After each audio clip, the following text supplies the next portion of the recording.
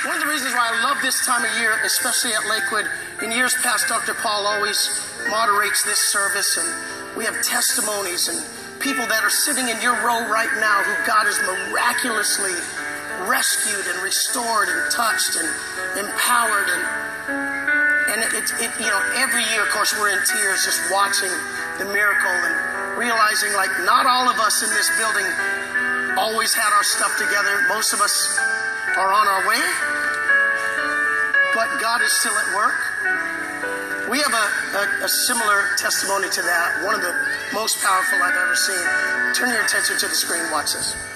The way that I saw our relationship was a very positive. I was telling everybody else what an amazing mother Jennifer was. What I found out later was she had no idea, because I never told her. Toward the springtime, I noticed that there was just something that wasn't right. And we started arguing more, we started fighting more. And as we were fighting, we were bringing up things from 2 or 3 years ago, or things that happened when we were dating or when we were engaged. And we just kept dumping on one another. I want you to be a certain way. I don't want you to be so independent. I don't want you to be on your own. And I was trying to do everything that I could to keep her scared enough that she couldn't do anything on her own, that she couldn't leave me. The second the opportunity posed itself to where I was getting that attention, I was getting built up, then I gravitated towards that. I tried to call Jennifer, and it rolled to voicemail. Tried to call her again, went to voicemail, kept calling. Finally, she answered, and I said, "Are you seeing somebody else?" And he was broken. Part of me was sad, but part of me was kind of relieved. But then it was a wake-up call for me of like, what are you doing? And so we were not back together, but trying to sort of work things out. Every Sunday, the kids were at Little Gym in Bel Air. So I had to drive from the Woodlands down, and there's nothing on the radio Sunday mornings. Lo and behold, 99.1, Joel's on there. The marriage looks like it's over, but even now, you can restore me. So I started listening to him, and it really hit me of, I want to start going to Lakewood. Brought that up to Jennifer, and something told me, you know what, fine, I'll do it. I'll get it over with.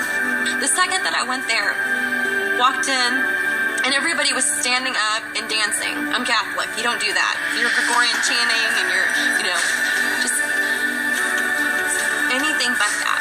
And I remember there was a song that came on. It's called One Thing Remains. And for the first time, I think, in my whole life, that I felt forgiveness. I remember crying. I remember standing up and recommitting myself.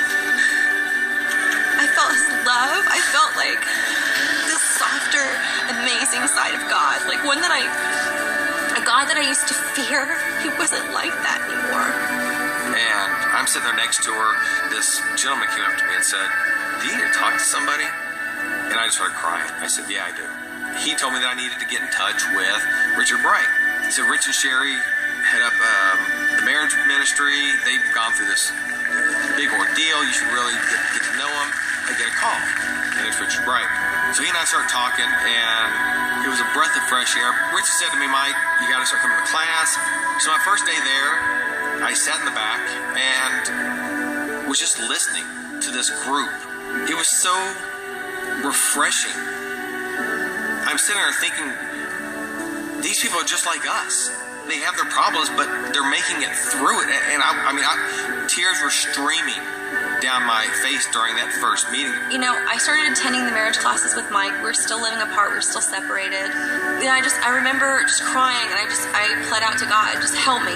God came back and said, He wants us restored. He wants us back together. So we started going to Monday classes, and one evening that we had heard that Miss Doty was going to be there to renew vows. It was the renewal of a relationship that we never had. Unbelievable.